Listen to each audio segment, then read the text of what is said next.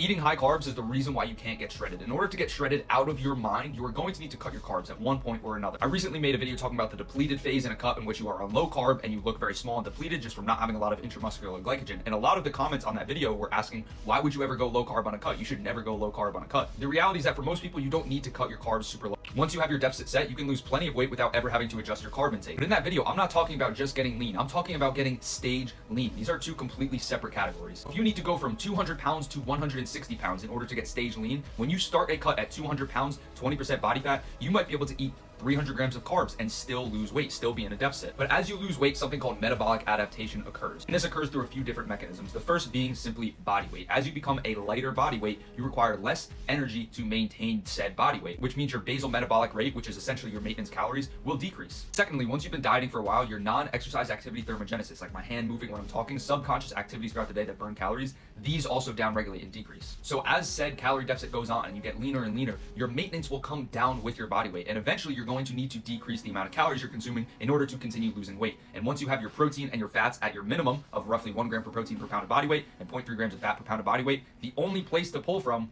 is carbs to decrease the calories. And yes, you can add in extra energy expenditure, more steps, more cardio, but eventually you'll hit a limit there too, and you'll be doing so much cardio to where the only option left, if you want to keep getting leaner, is to decrease your carb intake. So I'm not advocating for slashing your carbs to the floor and bumping up your protein and fats, but what I am trying to say is that if you want to chase next level conditioning and go from 20% body fat to sub 10% body fat, you're not going to be able to eat high carb the entire time. Especially if you're competing and you have a deadline you need to be lean by, you're going to have to do what has to be done. And a lot of times that means cutting carbs down in order to push the weight loss a little bit quicker.